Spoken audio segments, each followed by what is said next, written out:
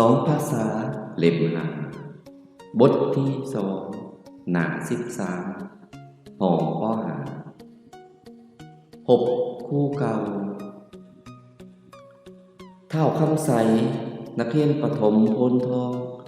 ได้ถือคัดเลือกให้ไปเซ็นนักเรียนเก่งของเมืองเมื่อไปหอดสถานที่สอบเซ็นพวกนักเรียนเก่งซึ่งมาจากหลายโรงเรียนถูกต้อนรับจากครูอาจารย์อย่างอบอุ่นในขณะนั้นคำใสแนมไปเห็นครูพรสวรรค์ซึ่งเป็นครูเก่าของเราแต่เขาเรียนอยู่ของป .1 หุ้นคำใสยังจื่อได้ว่าพอเราเรียนจบป .1 แล้วครูพรสวรรค์ก็ถูกยกย้ายไปเป็นผู้อำนวยการโรงเรียนประถมบ่อนอื่นคำใสย่างเข้าไปใกล้ๆพร้อมทั้งย่อมือยกแล้วกล่าวว่าสบายดีนายครูพรสวรรค์ชื่อขน้อยได้บ่สบายดีชื่อบ่ได้แล้วเจ้าชื่อหยังขน้อยชื่อคำใสเป็นนักเรียนเก่าที่นายครูเคยสอนแต่เขาอยู่หอป .1 ของโรงเรียนพลทองนั่นเด้โอ้คำใสครูขอโทษหลายๆครูบ่จือเจ้าแท้ๆพอเขานั้นเจ้ายังน้อยทั้งจอยและดำกว่านี้หลายเดี๋ยวนี้เจ้าเปลี่ยนทั้งรูปร่างและหน้าตาคันเจ้าบ่ถามครูก่อนก็คงบ่จือแท้ใดนี่ครูดีใจแท้ๆที่นักเรียนเก่าของครูเรียนเก่งจนได้ถือคัดเลือกเข้ามาเซ็งในเทื่อนี้ขอให้เจ้าจงโชคดีในการสอบเซ็งนักเรียนเก่งของเมืองเฮาเน้อคำใสก้มหัวหับเอาคำอวยพรของครูด้วยความดีใจและกตัญญูผู้บุญคุณต่อครูเก่าพร้อมทั้งเว้าว่าข้าน้อยจะบ่มีวันหลงลืมคุณงามความดีของครูได้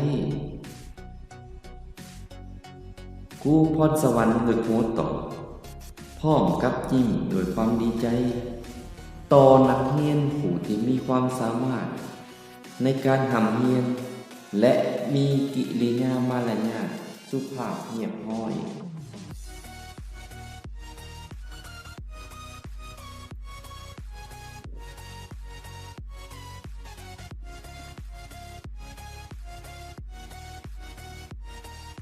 เพื่อนๆจือซับสไครบ์สนับสนุนช่องแน่เด้อ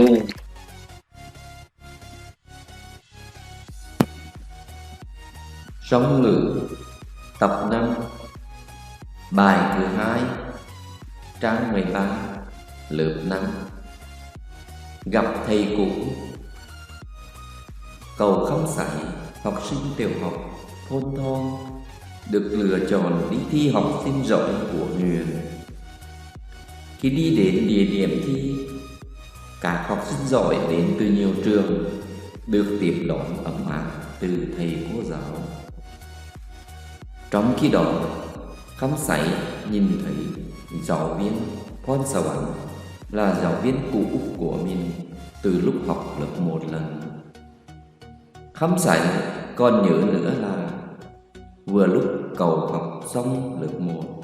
thì giáo viên Pon Sà Văn đã bị thuyên chuyển đi làm hiệu trưởng trường cấp 1 nơi khác. Khâm Sải bước lại gần, đồng thời chắp tay vái rồi nói rằng: "Xin chào thầy Pon Sà Văn, nhớ cháu không?" "Xin chào, không nhớ được, cháu tên gì?" "Cháu tên Khâm Sải, là học sinh cũ mà thầy đã từng dạy từ hồi học lớp 1 của trường Pon Thong đó." "Ồ, Khâm Sải,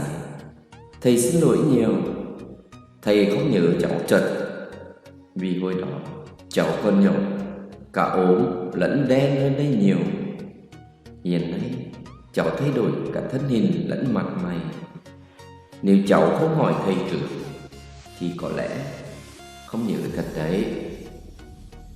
Thầy vui mừng thật sự khi học sinh cũ của thầy học giỏi đến nỗi được lựa chọn đến thi đợt này.